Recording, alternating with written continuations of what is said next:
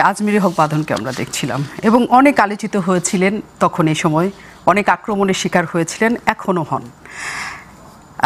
সেদিনকার কথা যদি আমরা জানি, এক আজমিরি হক যিনি কান চলচ্চিত্র ঘুরে এসেছেন, ভীষণ জনপ্রিয়, জাতীয় চলচ্চিত্র পুরস্কার পাচ্ছেন, জাতীয় সব পুরস্কারই তিনি পাচ্ছেন, এবং যেহেতু কান থেকে ঘুরে আসা তার অনেক তখন মানে ক্যারিয়ারের খুব সুবর্ণ সময় চলছে যাকে বলে, ক্যারিয়ারের দিকে ওই সময়টা না তাকিয়ে এইরকম বৃষ্টিতে ভিজে যাওয়া এবং এরকম প্রতিবাদের ভাষা যে আমরা কিছু এগুলো আমরা ছাত্রদের পাশে আছি, এবং ওই সময়টা আমি যেটা বলছিলাম আমার স্পষ্ট মনে আছে, ওই দিন আপনারা প্রথম শেখ হাসিনার পতন চেয়েছিলেন, ছেলেরা চেয়েছিল কিন্তু আজকের দিনে, কিন্তু ওদিনকার দিনটা অত ফলাও করে হয়নি, হয়তো ওই সময় কারো সাহস ছিল না, কিন্তু আমি যেহেতু নিউজ রুম ম্যানেজার ছিলাম আমি জানতাম যে ওইখানে কি কি আলাপ আপনারা হচ্ছে।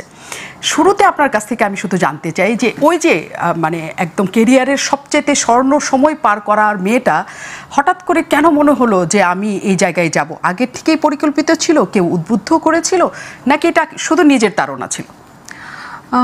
আমাকে যদি আসলে কোনো কিছু রাজপথে যেতে উদ্বুদ্ধ করে এবং বাধ্য করে সেটা হচ্ছে রিয়া গোপের মৃত্যু, যেটা আমাকে ভীষণভাবে আসলে নাড়া দিয়েছে। কারণ রিয়া গোপের মৃত্যুটা ঘটেছিল ছাদে, সে খেলতে গিয়েছিল। সো আমার বাবা ছাদে আসলে যায়, তারা বিকালবেলা তাদের সময়টা কাটায় হচ্ছে ছাদে, তারা খেলতে যায়। তো আমার কাছে শুধু বারবার মনে হচ্ছিল যে ওই বাচ্চাটার জায়গায় আসলে আমার মেয়ে হতে পারতো। কারণ মানে আমরা তো কেউ রেডি ছিলাম না যে হেলিকপ্টার থেকে আসলে গুলি করা হবে এটার জন্য। সো সবাই রাস্তায় হচ্ছে একরকমের, যেটা হয় যে আমরা তো কমফোর্ট জোনে থাকা মানুষ, রাস্তায় আন্দোলন হচ্ছে, মানুষ মারা যাচ্ছে, সেটা এক ধরনের অস্বস্তি দিচ্ছে। আবার ভাবছি যে আচ্ছা আবার দমন হয়ে যাবে, কারণ যেটা আমরা দেখে আসছি এত বছর। কিন্তু রিয়া গোপের মৃত্যুটা আসলে আমাকে ভীষণভাবে মানে নাড়া দিয়েছে। আমার কাছে মনে হয়েছে যে যা হয়েছে সেটা অন্যায় হচ্ছে, আমরা জানি অন্যায়, অনেক সময় আমরা দেখেছি, কিন্তু অন্যায়টা মেনে নেওয়ার এক ধরনের কালচার আমাদের মধ্যে তৈরি হয়েছিল যে যেই অন্যায় হোক না কেন আমরা একটু না দেখার ভান করে থাকার অভ্যস্ততায় তৈরি হয়ে গিয়েছিলাম, আমাদের সমাজ ব্যবস্থা বা আমাদের কালচার, পলিটিক্যাল কালচার যেটা তৈরি হয়েছিল। সো ওই জায়গা থেকে এক ধরনের অস্বস্তি থাকলেও মানে এই ইচ্ছাটা ছিল না যে আসলে রাজপথে গিয়ে স্টুডেন্টদের পাশে দাঁড়াবো। কিন্তু রিয়া গোপ যেদিন মারা যায়, কারণ গুলিবিদ্ধ হওয়ার পরে কিন্তু প্রায় বেশ কিছুদিন সে চিকিৎসাধীন ছিল, তারপরে মারা গেছে। যেদিন মারা যায় সেদিন আমার ধারণা 26 বা 27 তারিখ এরকম একটা ডেটে হবে জুলাইয়ের। মানে এরপরে আসলে আমার ভেতরের অস্বস্তিটা অনেক বেশি কাজ করছিল যে না, আমার কিছু একটা করতে হবে এবং স্টুডেন্টদের সাথে আমার থাকতে হবে। তো তারপরে তো আমাদের দৃশ্য মাধ্যম শিল্পী সমাজের মানে আমরা যেভাবে আসলে একত্রিত হয়েছি খুবই একদমই মানে কাকতালীয়ভাবে। আকরাম ভাই নামে আমাদের একজন ডিরেক্টর আছে, উনি ডাক দিলেন প্রথম যে আমরা কিছু আমাদের করা উচিত, এত অন্যায় হচ্ছে। তারপরে আমরা এক রাতের মধ্যে আসলে ডিসিশন নিয়েছি যে আমরা সেটা 30 জুলাই বা 31 জুলাই, হ্যাঁ একদমই ছিল যে আপনারা 1 তারিখে সবাই দাঁড়াবেন, মানে অনেক বেশি পূর্ব পরিকল্পিত না, একেবারেই না। মানে খুবই হঠাৎ করে আকরাম ভাই, একটা আমাদের গ্রুপ আছে, গ্রুপে উনি লিখেন যে আমি অন্যায়ের বিরুদ্ধে রাস্তায় আমরা মানববন্ধন করব, যে রাজি আছেন আমাকে একটু জানান। তো আমি গ্রুপে কিন্তু প্রথমে লিখতে পারি নাই ভয়ে, কারণ আমি জানি যে এই স্ক্রিনশটটা চলে যাবে সরকারের কারো কাছে এবং আমি অ্যারেস্ট হয়ে যাব। সো আমি ওনাকে মানে পার্সোনাল টেক্সট করি যে ভাইয়া আমি আছি, আপনি আমাকে জানায়েন, আমি যেতে চাই। তো উনি তখন আমাকে একটা কথা বলেছিলেন যে বাঁধন, আপনি যখন আমাকে পার্সোনাল টেক্সট করতে পেরেছেন, আপনি গ্রুপে এই কথাটা লিখেন যে আপনি যেতে চান, তাহলে অন্যরা ইন্সপায়ার্ড হবে। এবং অনেস্টলি আমার মানে এই অভ্যুত্থান সত্যি যেমন ছাত্র জনতার, আমাদের মিডিয়াতেও যারা ইয়াং জেনারেশন, আমাদের যারা সিনিয়ররা আছেন, তারা কিন্তু আসলে কনফিউজ ছিলেন, তারা কিন্তু এগিয়ে আসেন নাই আসলে ওইভাবে, এসেছে কিন্তু ইয়াং জেনারেশন। সো আমি ওদের কাছে সবচাইতে গ্রেটফুল, কারণ ওরা এক রাতের মধ্যে, এবং ওই রাতটা আমার জীবনের একটা স্মরণীয় রাত, কারণ মানে প্রত্যেকটা ইয়াং ছেলে মেয়ে এমনভাবে আসলে তাদের মনের ক্ষোভ প্রকাশ করছিল যে ওরা রাগে ক্ষোভে ফেটে পড়ছিল যে এতদিন আপনাদের কেন লাগলো, এতদিন পর কেন আপনারা বলছেন যে আপনারা রাস্তায় যাবেন, আরও আগে যাওয়া উচিত ছিল, এইভাবে এত অন্যায় হচ্ছে, এত অবিচার হচ্ছে। সো ওই জায়গাটা আমার কাছে মনে হয় যে খুব জরুরি এইটা বলাটা, যে আসলে ইয়াং যারা আমাদের অ্যাক্টিভিস্ট যারা ছিলেন, মানে যারা অংশগ্রহণ করেছেন, তারা সবচাইতে বেশি আসলে এই মুভমেন্টটাকে মানে আন্দোলিত করেছে। তার মানে আপনি যখন এখানে লিখেছেন অনেকেই তখন ইন্সপায়ার্ড হ্যাঁ। হয়েছে যে এইখানে আপনার যাওয়া উচিত। এবং যে কথাটা আপনার কাছে জানতে চেয়েছিলাম যে আপনি যে সময়টা ক্যারিয়ারের সবচেয়ে ভালো সময় কাটাচ্ছেন এবং আপনি সুনিশ্চিতভাবে জানেন এই আন্দোলন যদি শেখ হাসিনা সরকার দমাতে পারে বা ম্যানেজ করতে পারে, যেগুলো আগে সবসময় তারা করেছে, তারপর আপনার কি হবে আপনি কি ভেবেছিলেন? ওই মুহূর্তে আসলে আমি ভাবতে পারি নাই। এটা আমি যখন এখনো চিন্তা করি যে আসলে যদি না যেত তাহলে আমার কি হতো, কারণ মানে কিন্তু আমার কাছে মনে হয় যে আমি আসলে মানে আমার যে life journey, personal life journey, সেটা আসলে আমাকে অনেক কিছু শিখিয়েছে। তো সময়ের সাথে আমার অনেক চিন্তার পরিবর্তন হয়েছে, আমি অনেক বেশি রিফর্মড হয়েছি। সো সেই রিফর্মেশনের একটা পার্ট হচ্ছে যে আমার একটা সত্তা ছিল যখন আমি অনেক ভয় পেয়ে আসলে বেঁচেছিলাম। তো তারপরে একটা সময় পার হওয়ার পর আমি কিন্তু আসলে ভয়ের জায়গা থেকে বের হয়ে আসতে পেরেছি।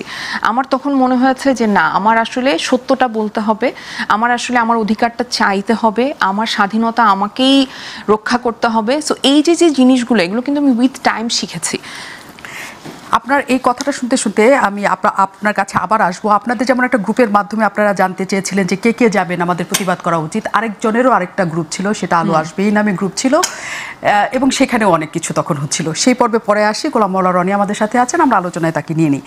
গোলাম মাওলা রনি, অনেক ধন্যবাদ, আপনি আমাদের সাথে যুক্ত আছেন। আজ আমরা যখন এই অনুষ্ঠান করেছি তখন হচ্ছে একসাথে ছাত্রদল এবং এনসিপির পৃথক দুটি সমাবেশ হয়েছে আজকে, এবং এনসিপি এবং ছাত্র দলের পৃথক সমাবেশ দু দল থেকেই বলা হচ্ছে যে এই এক দফা দাবির মধ্যে তাদের বড় ধরনের স্টেক ছিল। এই যে বলা হয়ে থাকে যে একটা মেটিকুলাসলি ডিজাইনড ভাবে শেখ হাসিনার পতন ঘটানো হয়েছে একদম 1 মাস 36 দিনের মাথায়, আপনি কি আসলেও তাই মনে করেন, নাকি মনে হয় যে এটা আসলে জনগণের যে ক্ষোভটা ছিল সেই ক্ষোভের বহিঃপ্রকাশ ছিল? ধন্যবাদ। এখানে বাঁধন যেটা বললেন আর আপনি যেটা প্রশ্ন করলেন, ওই যে আন্দোলনে বাঁধন বা বাঁধনের মতো এরকম অসংখ্য মানুষের যে অংশগ্রহণ, আমি তো তাকে দেখেছি বা আরও অনেককে দেখেছি, নিজেও রাজপথে ছিলাম। তারপর এই শেখ হাসিনা রেজিমের বিরুদ্ধে আমি যখন ওই দলীয় সংসদ সদস্য, সেই 2011 সন থেকেই ধীরে ধীরে আমি আমার কথাগুলো বলে আসছি। তো যেভাবে আমার কাছে মনে হয়েছে সেটা হলো যে যারা এই আন্দোলনটিতে সম্পৃক্ত হয়েছেন, সম্ভবত তাদের মধ্যে একটা বিপ্লবী রক্তের যেটা জেনেটিক একটা ইঞ্জিনিয়ারিং থাকে, বডির যে ইঞ্জিনিয়ারিং থাকে, ওখানে একটা বিপ্লবী কিছুটা লেখা ছিল। ফলে রাজপথে যখন তাদেরকে ডাক দিয়েছে তখন তাদের রক্তের মধ্যে এক ধরনের নৃত্য শুরু হয়ে গেছে। তারা নিজেরাও জানে না যে আমি কেন যাচ্ছি, কোথায় যাচ্ছি। এখানে একটা মানে মহাজাগতিক বলেন, বিজ্ঞান বলেন, এমন কিছু আছে যার কারণে আমার মতো, আমি ইন জেনারেল লাজুক স্বভাবের মানুষ, ভীরুতা আছে, কাপুরুষতাও থাকতে পারে, কিন্তু আমি এই সময়গুলোতে আমি দেখলাম যে কেন জানি আমি খুব সাহসী হয়ে গেলাম। এভাবে রাজপথে অনেকে নেমে এসেছিল। এখন সেগুলোকে যদি আপনি খুব ম্যাটিকুলাস বলতে চিন্তা করেন, প্ল্যান ওয়াইজ চিন্তা করেন, তাহলে যারা এই প্ল্যান করেছিল তাদের মধ্যে ডিজায়ার ছিল, এক্সপেকটেশন ছিল, ক্ষোভ ছিল, ক্রোধ ছিল, কনস্পিরেসি ছিল, দেয়ার আর ম্যানি থিংস। কিন্তু এখানে আমার যতটুকু মূল্যায়ন সেটা হলো 1000-এর মধ্যে 999.99 ভাগ মানুষ স্বতঃস্ফূর্তভাবে বিবেকের তাড়নায়, রক্তের তাড়নায়, এবং যে যার অবস্থান থেকে মনে হয়েছে যে আমাকে আল্লাহ আশরাফুল মাখলুকাত হিসেবে তৈরি করেছেন। আজকের এই দিনে যা কিছু ঘটছে, আমি এখানে বসে থাকলে দুনিয়াতেও আমি স্বস্তিতে থাকতে পারবো না, আর মরার পরে আমার যদি আখিরাতে বিশ্বাস করি সেখানে আমাকে জবাবদিহি করতে হবে। ফলে যে যার জায়গা থেকে কিন্তু বের হয়ে এসেছে, এবং এইগুলো একটা বের হয়ে এসেছে। 2 নম্বর হলো, বের হওয়ার পর বেশিরভাগ মানুষ পাড়া মহল্লায় লুকিয়েছিল, অলিতে গলিতে লুকিয়েছিল, এবং তার একটা সুযোগ খুঁজছিল যে কেউ একটা নেতৃত্বে এগিয়ে আসুক। আমার যেমন একটা যে শুক্রবারে, সর্বশেষ যে শুক্রবারের জুমার নামাজ হলো, আমি সেই জুমার নামাজ আসলাম সায়েন্স ল্যাবরেটরির ওখানে, আমি ইচ্ছে করে একটা সেলুনে ঢুকলাম, অনেকক্ষণ বসে থাকলাম, দেখি কেউ আসে কিনা। তো কারফিউর মতো চলতেছে, হঠাৎ করে দেখা গেল যে 4-5 জন ছেলেরা আসলো, এরপর 100, এরপর 200, মুহূর্তের ভিতর হাজার হাজার লোক সেই সায়েন্স ল্যাবরেটরিতে শুক্রবার দিন জড়ো হয়ে গেল।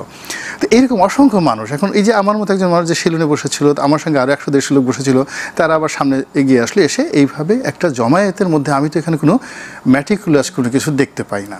ফলে যারা এটা বলছেন সেটা কেন বলছেন, কিভাবে বলছেন, আমি এটা বলতে পারবো না। এক, দুই নম্বর হলো যে কোনো কিছু আসলে রাজনীতিতে ম্যাটিকুলাস শব্দ হয় না। রাজনীতি এমন একটা বিষয়, রাজনীতি এবং যুদ্ধ, এখানে প্রতারণা আছে, এখানে শক্তি প্রয়োগ আছে, এখানে নিষ্ঠুরতা আছে, নির্মমতা আছে। এই নির্মমতার কাছে এখানে আসলে কোনো বিজ্ঞান চলে না, এখানে পুরোটাই আসলে ম্যাকিয়াভেলির সূত্র। এখন শেখ হাসিনা যিনি ছিলেন, তার জায়গায় আইয়ুব খান ছিলেন, একই কাজ করেছেন, হিটলার একই কাজ করেছেন, যারাই তাদের রেজিম টিকে রাখার জন্য নিষ্ঠুরতা অবলম্বন করেছেন মোটামুটি সবাই। কিন্তু কারো বিরুদ্ধে কখনো কোনো যারা বিজয়ী হয়েছেন তাদের কোনো ম্যাটিকুলাস ডিজাইন ছিল না। জনগণের স্বতঃস্ফূর্ত, যেভাবে ফ্রেঞ্চ রেভলিউশনের ক্ষেত্রে আপনি আজ পর্যন্ত কেউ বলেনি যে ফ্রেঞ্চ রেভলিউশনের পেছনে এরকম কোনো ম্যাটিকুলাস ডিজাইন ছিল। তারা কি ম্যাথমেটিক্স জানতেন না? সেখানে ভলতেয়ার, রুশোর মতো লোক ছিলেন না? যখন তথ্য উপদেষ্টা বলেন যে মেটিকুলাস ডিজাইনের মাধ্যমে কোনো আন্দোলন যদি করা হয় সেটা কিসের ভুল? কারণ বঙ্গবন্ধু যখন মুক্তিযুদ্ধের নেতৃত্বে দিয়েছেন, তার আগে যখন 69-এর গণঅভ্যুত্থান ছিল বা অন্যান্য বড় অভ্যুত্থান, সেখানে তো ডিজাইন করেই নামা হয়েছে। সেটা কেন সেটা ভুল হবে? তার মানে কি একতরফে এটাও স্বীকার করে নেওয়া যে হ্যাঁ এটাও একটা মেটিকুলাস ডিজাইন ছিল? আসলে 69-এর গণঅভ্যুত্থান সম্পর্কে তার জ্ঞান স্পষ্ট নয়। বঙ্গবন্ধু তখন জেলে ছিলেন, মানে ক্যান্টনমেন্টে তার বিচার চলছিল, এবং গণঅভ্যুত্থানের এই বিষয়টা কোনো রকম 69-এর গণঅভ্যুত্থান আর 90-এর গণঅভ্যুত্থান তো আমি নিজে একজন ছিলাম, মানে অন্যতম একজন ছিলাম। আর এটা তো বলতে গেলে যারা এখানে এখন ডক্টর মোহাম্মদ ইউনূস বলেন, জামাতের আমির বলেন, তারেক রহমান সাহেব বলেন, এই মানুষগুলোর সঙ্গে এই যেখানে বলছি ব্যক্তিগত পর্যায়ে গত 8-10 বছর যাবৎ আমার যে সম্পর্কটা ছিল, তাদের দুঃখ কষ্ট বেদনা, তাদের অভাব অভিযোগ, এই বিষয়গুলো আমার সঙ্গে তারা তো সবাই শেয়ার করেছেন 10 বছর না আরও বেশি সময় ধরে। তো আমি তো তাদের কোনো কথাবার্তার মধ্যে এত কথা শুনছি, কোনোদিন তো ম্যাটিকুলাস কোনো ডিজাইন ডক্টর মোহাম্মদ ইউনূস তো আমাকে বলেননি কখনো। আর আমার সঙ্গে তো শফিকের একদিন দেখা হয়েছিল একটা অনুষ্ঠানে, তো শফিকের সঙ্গে ডক্টর মোহাম্মদ ইউনূসের পরিচয় আছে, শফিক তো আমাকে বলেনি। তো সেই জিনিসগুলো এখন হয় কি, আমি আপনার অনুষ্ঠানে দেখতেছিলাম যে সময় মানুষকে কতটা পরিবর্তন করে। এই যে নাহিদ, পাটোয়ারি, আসিফ মাহমুদ, সজীব ভুঁইয়া, ওরা যখন ওই গত বছর এই সময়টাতে ছিল, তাদের দেখেই মনে হতো বিপ্লবী। তাদের পোশাক আশাক, চাল চরণ, শরীরের যে মাসেল, গালের যে চোয়াল, সব কিছুর দিকে তাকালেই মনে হতো যে এরা বিপ্লবী, এরা কিছু। কিন্তু এখন এই 1 বছরের ব্যবধানে আপনি ওই ছবিগুলো এনে দেন, সেই মোটা তাজা, সারা শরীরে থলথলে মাংস, এবং তাদের কণ্ঠের মধ্যে লোভ লালসা, পিছনে অসংখ্য বদনাম, গত 1 বছরের, সব মিলিয়ে সেই বিপ্লবের পুরো চরিত্রটা কিন্তু নষ্ট করে দিয়েছে, যেটা ওখানে রইল। ফলে এখন আপনি যদি বর্তমান জমানাতে আজকের এই 2025 সনের এই যাকে বলা হয় আগস্ট মাসের 3 তারিখে বিশ্লেষণ করেন, এটা একটা ভিন্ন প্রেক্ষাপট। এটাকে নিয়ে আপনাকে মন্দ কথা বলতে হবে। আর যদি আপনি সেই 2024 সনের যাকে বলা হয় এই দিনটার কথা চিন্তা করেন, বলতে হবে যে বাঙালি তার 1000 বছরের মধ্যে যে কয়বার জেগে উঠেছিল, সে কয়বারের মধ্যে অন্যতম ছিল সে 2024 সনের সপ্তাহখানেক সময় এটা ছিল। আর যে সময়টাতে বাঙালি সফল হয়েছিল, শুধু জেগে ওঠা না, আমরা বহুবার জেগে উঠেছি কিন্তু আমরা সফল হতে পারিনি। হ্যাঁ, এবং আমরা ওই খুব অল্প সময় আমরা সফল হয়েছি। তো আমরা সেই সফল হয়েছিলাম বাঙালির সেই সময়টাতে। আর যেটা হলো যে 18 কোটি মানুষকে, আমার কাছে মনে হয় দ্বিতীয় বিশ্বযুদ্ধের সময়ও কোনো একটা নির্দিষ্ট ক্ষেত্রে একসাথে 18 কোটি মানুষকে, এবং আমাদের এই 18 কোটি মানুষের সঙ্গে পশ্চিমবঙ্গের মানুষও কিন্তু যুক্ত হয়ে গিয়েছিল, অর্থাৎ ওখানে প্রায় 10-12 কোটি মানুষ, বাংলা ভাষাভাষী মানুষ। এরপর আমাদের সাথে যে সকল বন্ধু রাষ্ট্র রয়েছে, বাংলা বুঝে না কিন্তু পাশাপাশি যেমন আসাম, ওই যে 7 সিস্টারে, তারাও কিন্তু এই আন্দোলনের সঙ্গে সম্পৃক্ত হয়ে গিয়েছিল। এবং আমরা ভারতকে যতই সমালোচনা করি না কেন, মানে ভারতের যে সাউথ ব্লক আছে বা নর্থ ব্লক আছে কিংবা এলিট শ্রেণী আছে, তারা কিন্তু এই মানে আমাদেরকে সমর্থন দিয়েছিল। ফলে কি হলো, আমি ইতিহাস নিয়ে যতটুকু পড়াশোনা করেছি, আমার কাছে মনে হয় অ্যাটলিস্ট 50 ক্রোর 50 কোটি মানুষ একসঙ্গে এই আন্দোলনের পক্ষে তারা দাঁড়িয়েছিল। মানে বাংলাদেশের 18 কোটি আর বাইরের কথা বলছেন, দেশের বাইরে সব জায়গা থেকে। এবং পৃথিবীর ইতিহাসে একসাথে 50 কোটি মানুষ মানে 2 সপ্তাহ ধরে কোনো একটা বিশেষ বিষয়ে ঐক্যমত ধারণ করেছে, এবং বিজয় লাভ করেছে এরকম আমি দেখিনি, কিন্তু দুর্ভাগ্য যে আমরা সেই জিনিসটা এখন পর্যন্ত ভালো রাখতে পারিনি। ওইখানে অনেক আপনি যেটা বলছেন সমালোচনার জায়গা তৈরি হয়েছে, সেটা আসবো আমি পরের পার্টে। শুধু একটা প্রশ্ন রেখে যাই যে কোনো আপনি বলছেন রাজনীতিকে কখনো মেটিকুলাস ভাবে ডিজাইন করে কোনো জায়গায় পৌঁছানো যায় না। বাংলাদেশের রাজনীতিতে একটা উল্লেখযোগ্য ঘটনা হচ্ছে যে আপনি যদি একটা লাশ ফেলতে পারেন তাহলে রাজনীতি যেদিকে আপনি নিয়ে যেতে চান সেদিকে যাওয়া সম্ভব হয়। লাশের রাজনীতি বাংলাদেশে একটা ভয়ঙ্করতম রাজনীতি, আপনি রাজনীতিবিদ হিসেবেও জানেন। বলা হয়ে থাকে সেটা একটা আবেগের খেলা হয়েছে এখানে। আমি এই আলোচনা আপনার কাছে প্রশ্নটা দিয়ে যাচ্ছি যাতে আপনি কথাটা আপনার সাজাতে হয় না, কিন্তু আপনি মনে করতে পারেন। আমি বাঁধনের কাছ থেকে একটা পয়েন্ট নিয়ে আসি। বাঁধন, যে কথাটি আমরা বলছিলাম যে হ্যাঁ ওই সময় আপনি গিয়েছেন, আপনার মাথায় কিছু ছিল না, আপনি চেয়েছেন যে একটা ছোট বাচ্চা এরকম করে মারা যাচ্ছে, অনেক বাচ্চা মারা যাচ্ছে, আপনি এখানে প্রতিবাদ করেছেন আপনার কেরিয়ার কি হবে। এবং সেটার সাথে দেখেন শুধু যে রাস্তায় মানুষকে মারছে এরকম না, গণগ্রেফতার হচ্ছিল, ইন্টারনেট শাটডাউন হচ্ছিল এবং কন্টিনিউয়াসলি সরকার পক্ষ থেকে মানুষকে মিথ্যাচার করছিল।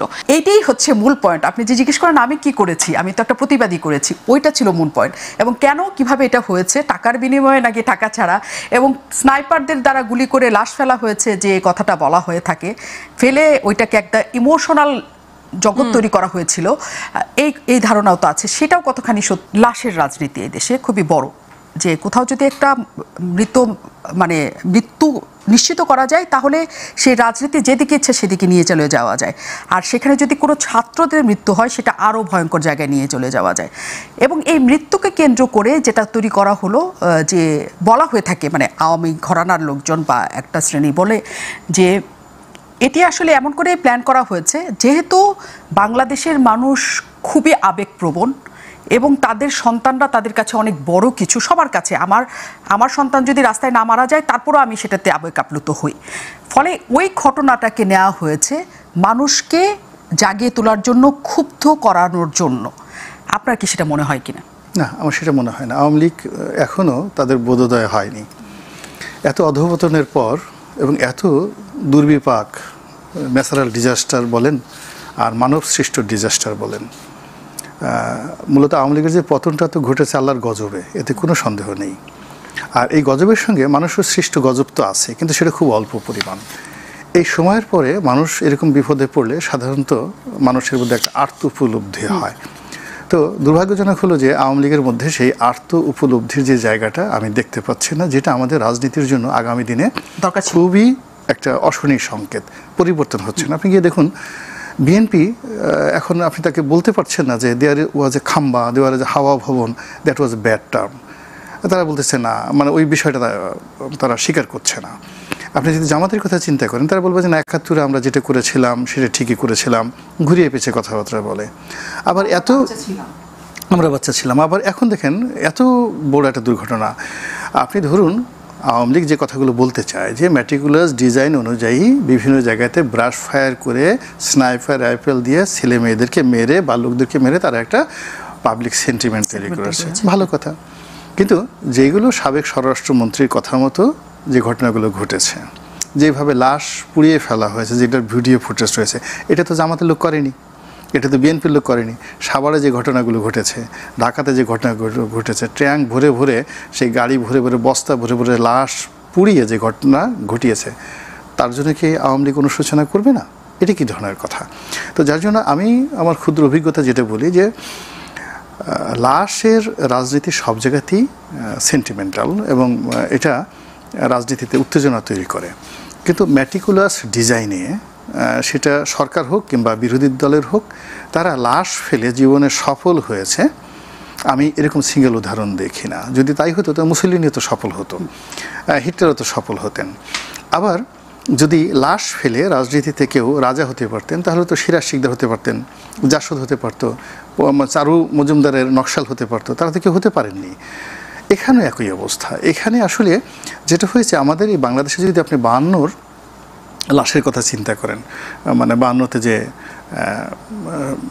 রফিক বরকত জব্বারকে মেরে ফেলা হলো, এটা কোনো ম্যাটিকুলাস ডিজাইনে ছিল না।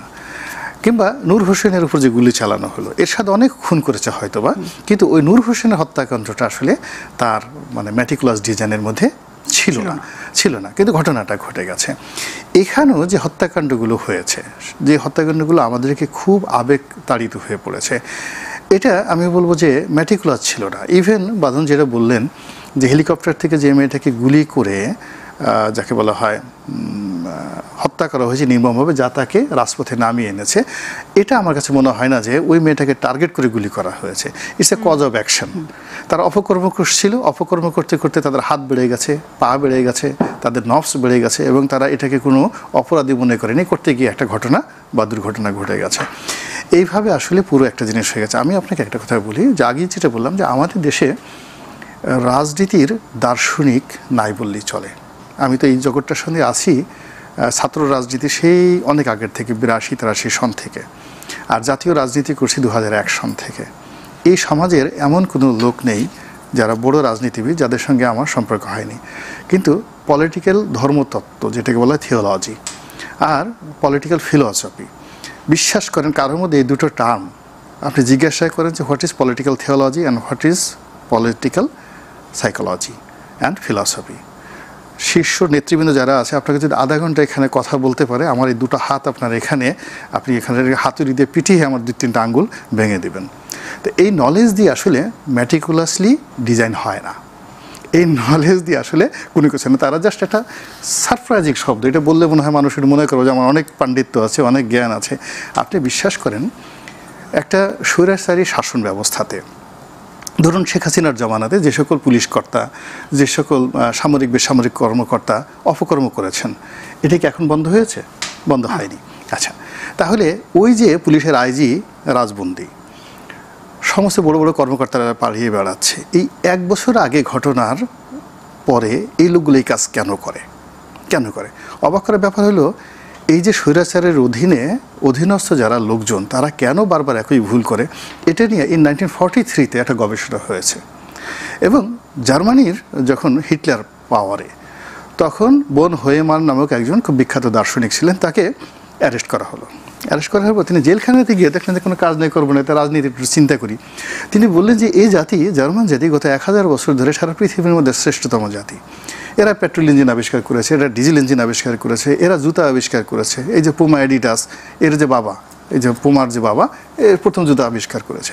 এরা ছাপাখানা, গুটেনবার্গ সেই ছাপাখানা আবিষ্কার করলো। তো এই জাতি কেন হিটলারের কথায় তাকে ত্রাণকর্তা মনে করছে, ফুয়েরার মনে করছে, এত এই কাজগুলো করছে? তো তিনি এটা নিয়ে একটা গবেষণা করলেন। আবার তার এই গবেষণার প্রেক্ষিতে ইয়েল বিশ্ববিদ্যালয় 1960, মানে 43 সন উনি যেটা দার্শনিক তত্ত্ব বের করলেন, যেটা গণমূর্খতার থিওরি, অর্থাৎ জনগণ যখন খুব ব্যাপকভাবে বেকুব হয়ে যায়, তখন এই স্বৈরাচারী শাসকরা করে কি, যাকে বলে তারা এই জনগণকে বোকা মনে করে, এবং জনগণের চিন্তার দরজা বন্ধ হয়ে যায়, সাহস শক্তি বন্ধ হয়ে যায়। বিপ্লব যেটা করেছে, ও কিন্তু ওনার সেম বুদ্ধি ছিল, কিন্তু তার যে চিন্তার দরজাটা একটা দুর্ঘটনায় খুলে গেছে। কিন্তু এর আগের পর্যন্ত কিন্তু সে তার গ্ল্যামার নিয়ে চিন্তা করেছে, ব্যক্তিগত স্বার্থ নিয়ে চিন্তা করেছে। আপনি যে ওকে একটা প্রশ্ন করলেন এর আগে, যে তাকে 10 কোটি টাকা দেওয়া হয়েছে কিনা, দেখেন এই ব্যাপারে একটা দার্শনিক আছে। দর্শনটা শোনার আগে তার কাছ থেকে শুনে আসি। আচ্ছা, না আমি জাস্ট তাকেই করে দিই, সে কি বলবে, এটা খুব ইম্পর্টেন্ট, সে যেন মিস না করে। এর কারণটা হলো যে যারা গ্ল্যামারের মধ্যে থাকে, অর্থবিত্ত, টাকা পয়সা, ভোগ বিলাসের মধ্যে থাকে, এরা খুবই স্বার্থপর হয়, ভীষণ রকম স্বার্থপর হয়। এদেরকে আপনি দুনিয়ার 10,000 কোটি টাকা দিয়েও আপনি কখনো বন্ধুকের সামনে দাঁড়া করাতে পারবেন না। এরা দুনিয়ায় মনে করে এটা জান্নাত, এখানে সব কিছু আছে। টাকা, বরং তাকে যদি টাকা দিত সে পালাতো, সবার আগে সে পালাতো, টাকাও নিত, পালাতো। বাঁধনের কাছে এটা নিয়ে আসছে, টাকা নিয়ে পালানোর কথা। হ্যাঁ, টাকা নিয়ে পালানোর কথা হয় কিনা, কারণ এই আলোচনা আপনি সেটা নিজেই জানেন, এই আলোচনা আছে। কিন্তু এত কম অ্যামাউন্ট, সেটাই হচ্ছে কথা। এখন ঘটনা, আমাকে একজন বলেছে 200 কোটি। আচ্ছা, 200 কোটি, এটার একটা ভারী কি আছে? আপনি 10 কোটি বললেন। আচ্ছা, আমার কাছে এসছে, মানে আমি আসলে সোশ্যাল মিডিয়া দেখেছি 10 কোটি টাকা নিয়েছে, অবিচার করা হয়েছে এবং এটা ছোট করা হয়েছে। 200 কোটি টাকা আজমেরী হক বাঁধনের কাছে থাকলে খুবই ভালো, যে আজমেরী হক বাঁধন সারা জীবন অনেক স্ট্রাগল করেছেন, তার আর জীবনে স্ট্রাগল করতে হবে না।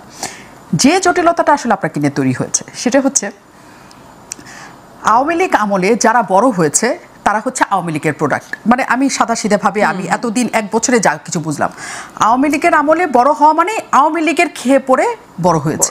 হ্যাঁ, তার নিজস্ব কোনো মেধা নাই, তার কিছু নাই, সে এককভাবে কিছু করতে পারে না। আওয়ামী লীগ ওখানে মাথায় হাত রেখেছিল বলে সে বড় হয়েছে। মানে একটা বাচ্চাও যদি 16 বছর আগে জন্ম নেয়, সে আওয়ামী লীগের কি বলে তত্ত্বাবধানে বড় হয়েছে বা জন্মগ্রহণ করেছে, এটাই হচ্ছে ট্রেন্ড, মানে এখনকার ট্রেন্ড আমরা সেটা বুঝছি। তো আপনি 16 বছরে আজমেরি হক বাঁধন হয়েছেন, 1 নম্বর পয়েন্ট যে আপনি আওয়ামী লীগের সব কিছু করেছেন। 2 নম্বর পয়েন্ট হচ্ছে আওয়ামী লীগের হয়ে আপনি নির্বাচনী প্রচারণায় নেমেছেন। 3 নম্বর হচ্ছে আওয়ামী লীগের আওয়ামী লীগের আমলে সকল ধরনের পুরস্কারের মধ্যে আপনি ছিলেন। 4 নম্বর পয়েন্ট হচ্ছে আপনি হচ্ছেন ওই রেজিমের সকল উচ্চ স্তরের মন্ত্রী, এমপি, আমলা সবার সাথে আপনার ভালো ধরনের সম্পর্ক ছিল।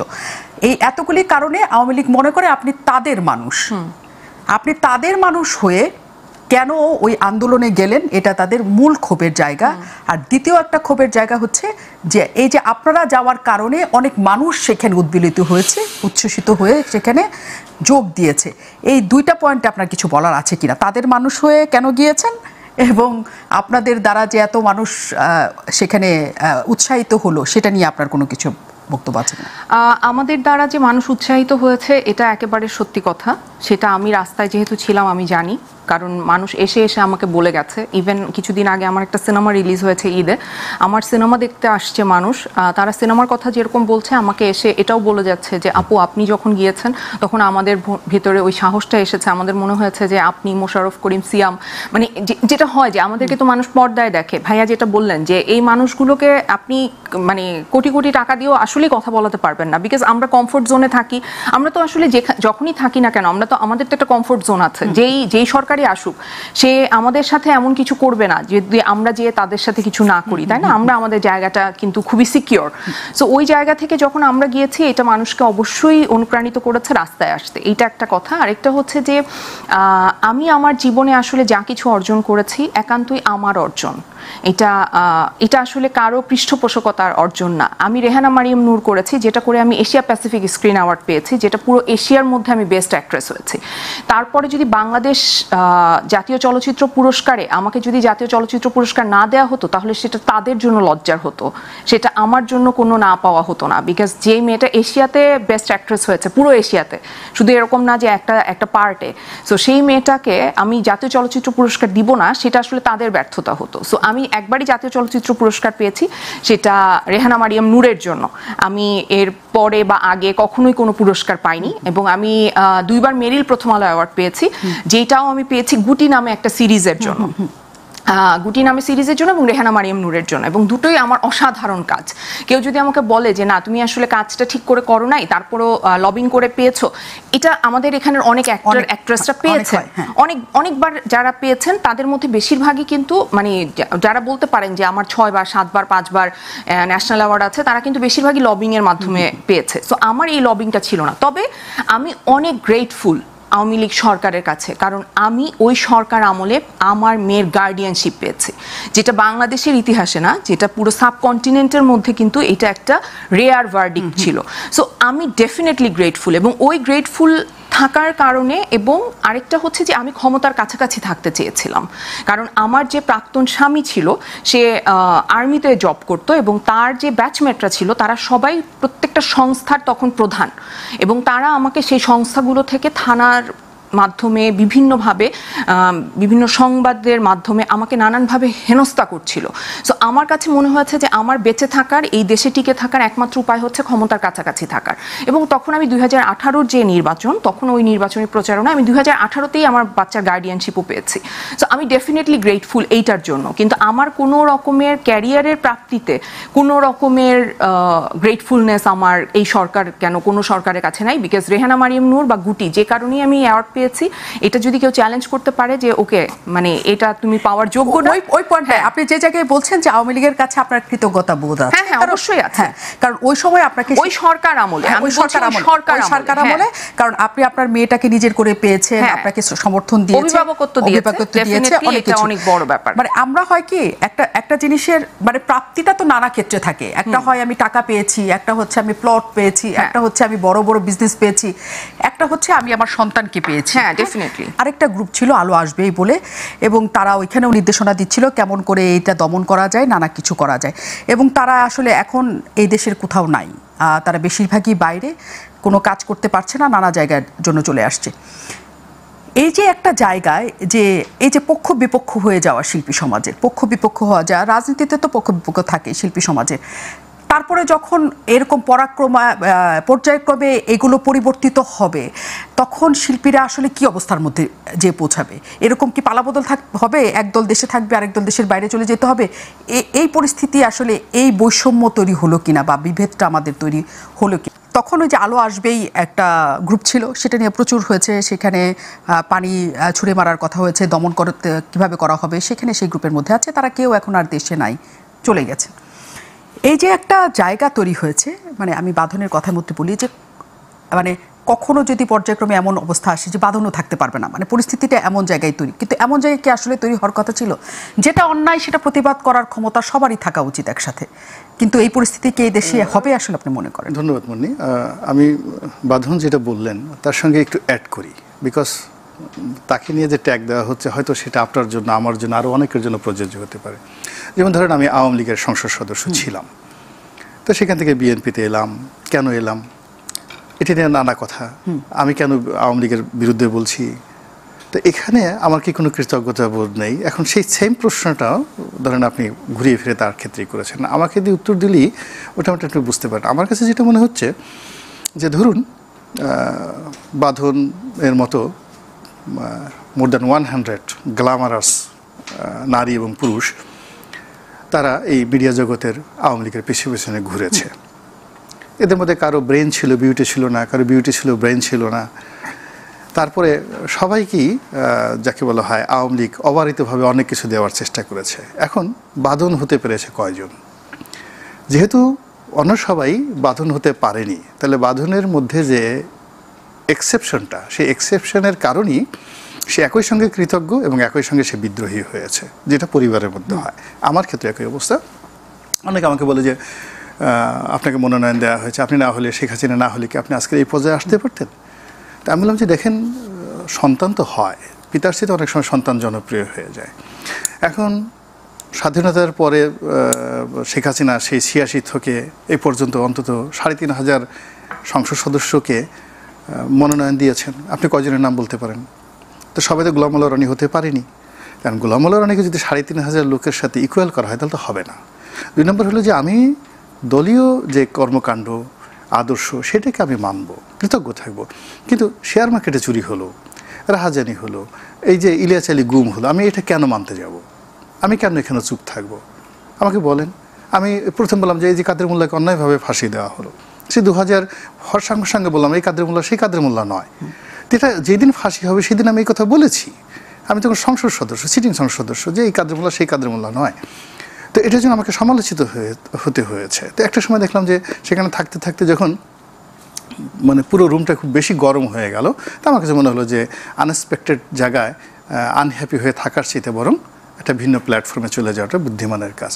তো আমি এখন একটা ভিন্ন জায়গাতে আসছি। ইট ডাজ নট মিন যে আমি আওয়ামী লীগে আমার যে রাজনীতির শুরুটি, আমার যে আজকের অবস্থানে আসার যে প্ল্যাটফর্মটা তৈরি হয়েছিল, তার জন্য আমি আনগ্রেটফুল, কখনোই না, আনগ্রেটফুল নয়। কিন্তু তার সঙ্গে সঙ্গে আবার তারা যে কুকর্মগুলো করেছে, সেই কুকর্মগুলো পয়েন্ট আউট করা, অ্যাসেটেন করা, সেগুলো প্রতিবাদ করা, এটা আমার একটা নাগরিক হিসেবে, রাষ্ট্রের নাগরিক হিসেবে দায়িত্ব এবং কর্তব্য। এই কারণে যেন আগামী দিনে যারা ক্ষমতায় আসবেন তারা যেন আওয়ামী লীগের মতো এই ভুলগুলো না করে।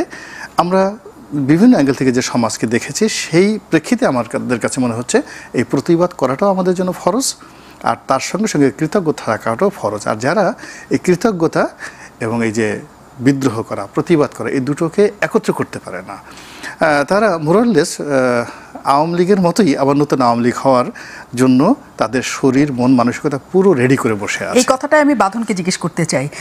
রাজনীতির মাঠের বা সাধারণ মানুষের কথা আমরা বলছিলাম, আপনি যে অঙ্গনের মানুষ, ওই যে কথা বলছি যে আপনারা যখন 1 তারিখে বৃষ্টিতে ভিজে দাবি জানাচ্ছেন, তখন আরেকটা গ্রুপ ছিল বিটিভিতে শেখ হাসিনার সাথে, যে বিটিভি পুড়িয়ে গেছে, সমস্ত কিছু পুড়িয়ে গেছে, মানুষজন তখন তারা কান্নাকাটি করছিল।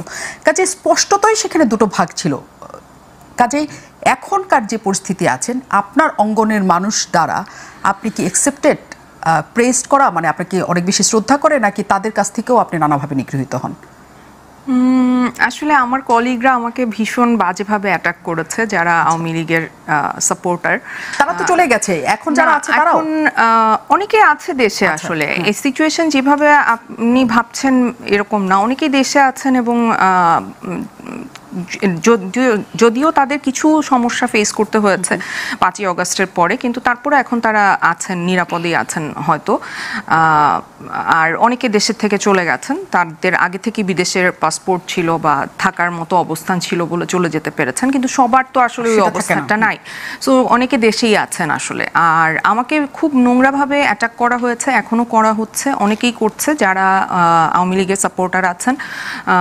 এটা তাদের ব্যক্তিগত ব্যাপার।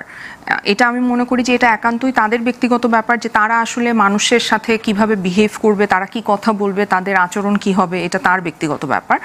আর আমাকে যদি জিজ্ঞেস করেন যে ওই সময়টা আসলে আলো আসবে গ্রুপ বা ওই বিটিভিতে যাওয়ার ব্যাপারটা, আমাকে আসলে তার আগের দিন আমাদের যে প্রোগ্রামটা যে হবে, এটা তো আসলে বিভিন্নভাবে দমন করার চেষ্টা করা হয়েছে। তার মধ্যে একটা ছিল যে বিভিন্ন সংস্থা থেকে আমাদেরকে ফোন করা হচ্ছিল, যে প্রথমে বলা হয়েছে যে প্রোগ্রামটা যাতে না করা হয়, তারপরে বলা হয়েছে যে এটা বেআইনি এবং রাষ্ট্রদ্রোহী। এটা আগের দিনে প্ল্যান হলো, ওর মধ্যেই জানাজানি হয়ে যাচ্ছিল একদম।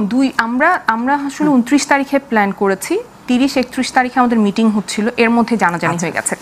কারণ হচ্ছে আমাদের ভেতরের মানুষরাই আমাদের খবরগুলো পাস করছিল। আমাদের গ্রুপের মধ্যে অনেকে ছিল যারা আসলে নামটা দেন নাই পরে আর, কিন্তু তারা আমাদের মধ্যে ঘোরাঘুরি করছিল এবং আমাদের থেকে আমরা কি করছি, আমাদের মুভমেন্ট কি, সবকিছু তারা পাস করছিল এবং আমরা আবার তাদের নামও জানি। হ্যাঁ, সো তারা এই কাজটা করেছেন ওই সময়। তো ওই সময় যেটা হচ্ছে, বিভিন্ন সংস্থা থেকে তো ফোন আসছিল এবং তখনকার যে সাংস্কৃতিক বিষয়ক মন্ত্রণালয়ের যে মন্ত্রী ছিলেন নাহিদ আপা, উনি আমার বাচ্চার সরাসরি টিচার ছিলেন। সো উনি আমার ব্যক্তিগতভাবে উনি আমার পরিচিত।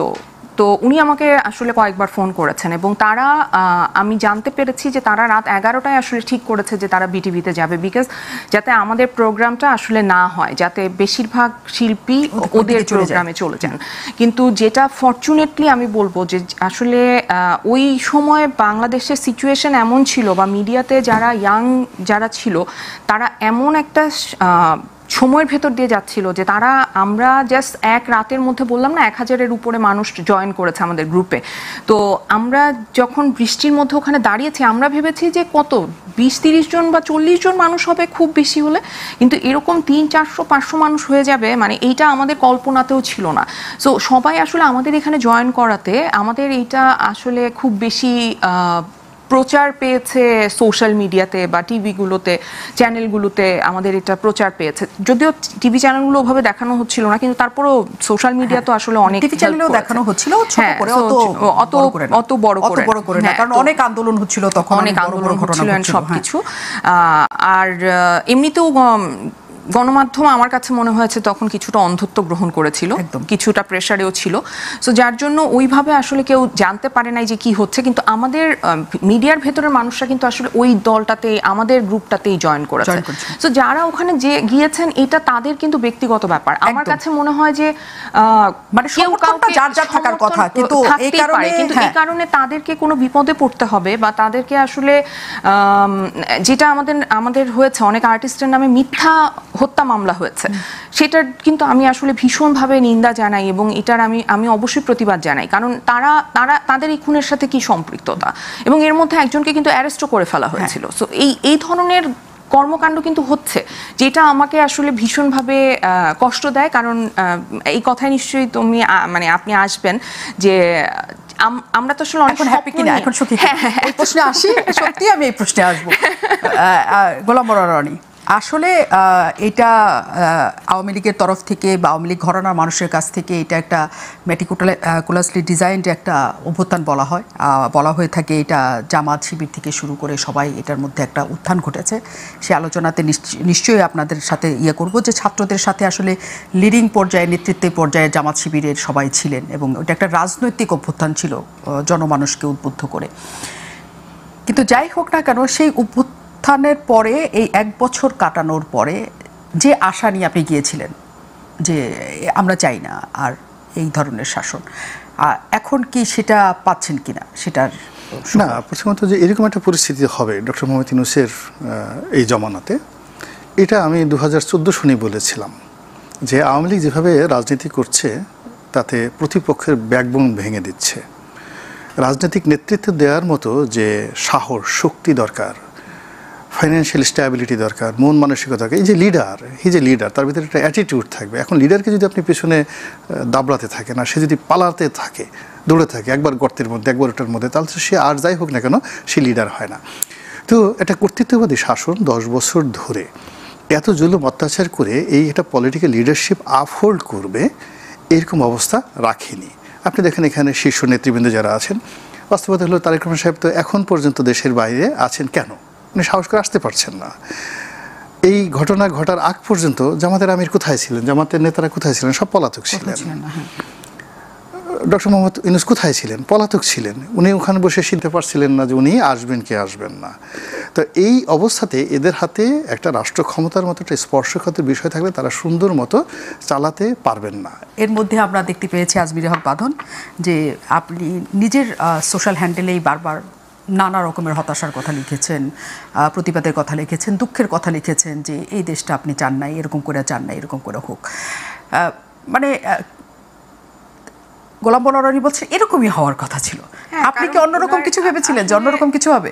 মানে ভাইয়া তো যেহেতু এই বিষয়ে তার এক ধরনের জ্ঞান আছে, সে এক মানে এটা আমি বলবো তার থিসিসও আছে, যে সে পলিটিক্যাল একটা ব্যাকগ্রাউন্ড আছে, সে জানেন জিনিসটা নিয়ে, সে অনেক দিন ধরে কাজ করছেন, তো তার একটা প্রস্তুতি ছিল। কিন্তু আমি তো আসলে ওই সময়ে ওই মুহূর্তে যখন আমি রাস্তায় গিয়েছি, আমি রাস্তায় মানুষকে যেভাবে আসলে স্বতঃস্ফূর্তভাবে অংশগ্রহণ করতে দেখেছি এবং আমি ওখানে যে সৌহার্দ্য দেখেছি, যেই পরিমাণে মানুষ, কারণ আমি একটা জিনিস মানে আমার কাছে খুব মানে মনে হয়েছে যে এত আন্দোলনে এত মেয়ে এত নারী রাস্তায় ছিল, একটা কিন্তু এরকম ঘটনা আপনি শুনবেন না যে ওখানে কাউকে হেনস্থার শিকার হতে হয়েছে।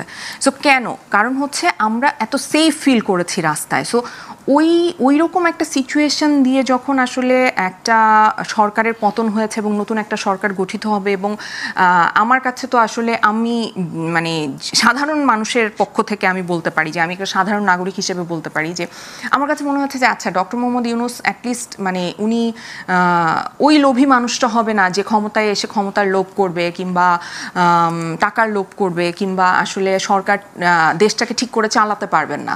মানে আমার কাছে মনে হয়েছিল যে উনি বা ওনার সরকারে যাদেরকে নিয়েছেন তারা হয়তো সবাই মিলে ভালো কিছু করার চেষ্টা করবেন। কিন্তু গত 1 বছরে আমি একদমই খুবই সাধারণ মানুষ, কিন্তু আমি সাধারণ জনগণের জায়গা থেকে বলছি যে এই যে মব কালচার তৈরি হয়েছে, নারীদেরকে সভা সমাবেশ করে বেশ্যা বলে গালি দেওয়া হচ্ছে, তারপর হেনস্থা করা হচ্ছে, ভাস্কর্য ভাঙা হচ্ছে, মাজার ভাঙা হচ্ছে, ইভেন 32 নম্বর ভেঙে দেওয়া হলো। মানে এই মানে উত্তর নাটক পাড়ায় নাটক করা বন্ধ হলো, নাটক বন্ধ হয়ে যাচ্ছে, শিল্পকলায় নানান ঘটনা ঘটছে। তো এইগুলো তো আসলে আমাকে কোনোভাবে আশার কোনো আলো দেখাচ্ছে না, বরং আমরা যা ছিলাম, মানে আমার কাছে যেটা মনে হয় যে যেটা আমরা ছিলাম, আমি তো এগুলো দেখেছি, এরকম না যে এগুলো আমি জীবনে দেখি নাই, এই প্রথম দেখছি, এরকম না। কিন্তু আমি তো এই সরকারে আসলে এইরকম তাদের আচরণ হবে এবং আইন শৃঙ্খলার যে অবস্থা, মানে সবকিছু মিলিয়ে আমার কাছে মনে হয়েছে যে এটা আমরা একটা বিভৎস সময়ের মধ্যে চলে আসলাম।